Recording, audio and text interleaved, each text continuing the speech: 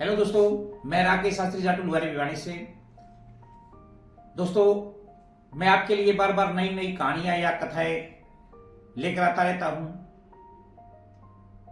आज मैं आपको बतलाऊंगा कि इंसान जिस टाइम मृत्यु पर्यंत चला जाता है उसके पीछे उसकी जो चर्चाएं होती है उसके विषय में मैं छोटी सी वार्ता के माध्यम से आपको बताना चाहूंगा कि वह स्वर्ग में या नरक में किस प्रकार अनुभव होता है।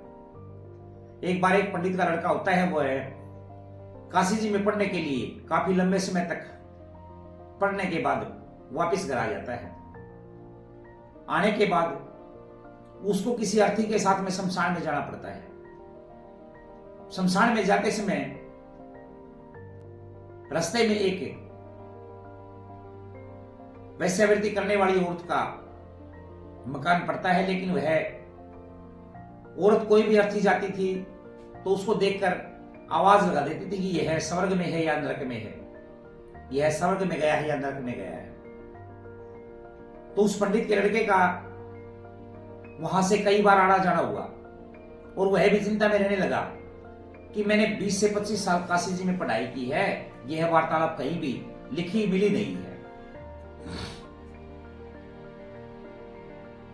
तो वह अपने आप को यह समझाते हुए भी कि अगर आप वहां जाओगे तो लोग आपके विषय में क्या सोचेंगे,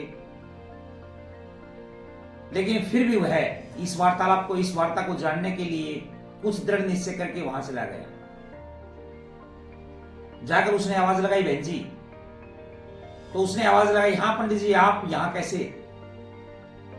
तो उसने बोला कि बहन जी, मैं आपसे कुछ बात पूछने के लिए आया हूं। बोलिए पंडित जी।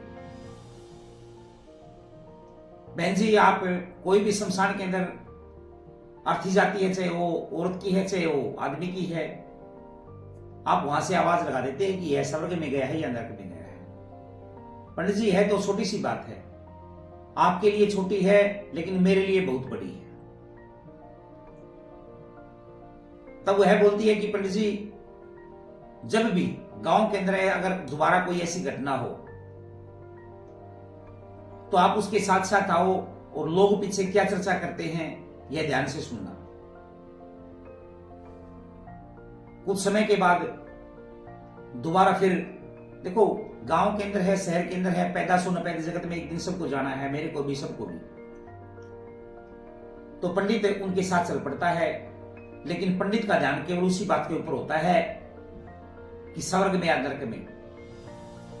उस बात के ऊपर पंडित कोई ध्यान नहीं देता है। फिर वही बात चली जाती है, बचते बचाते फिर पंडित दोबारा जाता है। तो तब वह बोलती है कि पंडित जी, जिस व्यक्ति के अर्थी के पीछे 10, 20, 50 आदमी ये चर्चा करते कि यह बहुत अच्छा आदमी था, अपने परिवार का पालन पोषण करता था, अपने परिवार को अच्छी तरह से पढ़ रहा था, तो उसको स्वर्ग में जाने के लिए कोई नहीं रोक सकता। और जिस व्यक्ति के पीछे बोल दे कि यह घटिया था या निकम्मा था, पूरा परिवार या आस पड़ोस अच्छी तरह से बसेगा, उस व्यक्ति को नरक में जाने से कोई नहीं रोक सकता। इसलिए मैं बड़े बूढ़े बच्चों से विनती करता हूं कि अपने बच्चों को अच्छे संस्कार प्रदान करें, किसी को दुख पहुंचाने वाली बातें न करें। अपने बच्चों को अच्छे संस्कार देंगे तो बच्चे कामयाबी की तरफ जाएंगे।